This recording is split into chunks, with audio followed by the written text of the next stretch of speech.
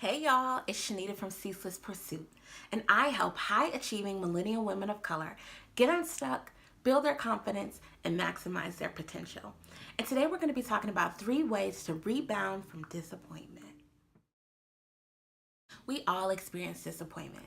Disappointment comes from unmet expectations that can come from our loved ones, our relatives, our friends. It can even come from ourselves.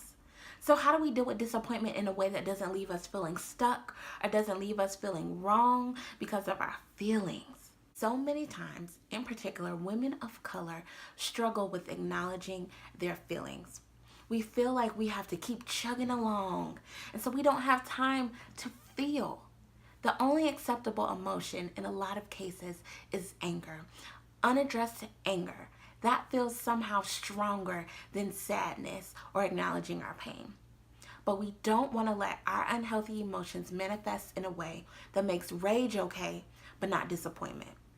So, how do we deal with disappointment? The very first thing is to acknowledge your feelings.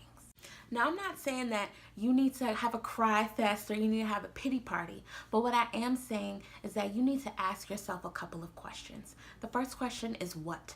What am I feeling right now? Identify that. Don't say it with a thinking word, say it with a feeling word. I'm feeling sad. I'm feeling misunderstood. I am feeling frustrated. Second question you ask yourself is why. And I'm not just talking about because such and such didn't come pick me up, because they said they were going to do it, but they didn't do it. But why? What is the core why? Why do you feel that way? What feels familiar about this feeling that you're feeling right now? Ask yourself 2 questions. What? Why? The second thing you can do to bounce back from disappointment after acknowledging your feelings is to do some self-care.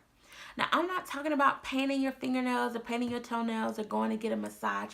I'm talking about addressing that bruised part of you, very specifically. So you acknowledge that you're disappointed because you're sad.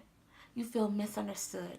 That feeling feels familiar because maybe one of your parents misunderstood you. So how do you acknowledge that hurt part of you with self-care? One of the things you might do is speak back to it, to encourage it, to tell that part that it's not true, to tell that part that that's not your reality all the time. Read your Bible, read an inspirational book, pray, get quiet, meditate, do some self-care that very specifically targets that bruised part of you. The third thing you can do to rebound from disappointment after you've acknowledged your feelings and after you've done some targeted self-care is to readjust your plan. Okay, so your expectation didn't get met for whatever reason. Now what can you do about it? You don't have to stay stuck in a woe is me attitude. You don't have to ignore your feelings like they're not real. What you can do is figure out, with the information that you have now, with the experience that you have now, how can you move forward? How can you reorganize the plan in a way that's going to benefit you and be healthy for you? Whatever you come up with, try to implement those things and see if they don't make a difference. All right, ladies, that's it. Until next time, remain on your ceaseless pursuit of purpose, your God-given purpose, and don't let anything or anyone take you off course, not even yourself.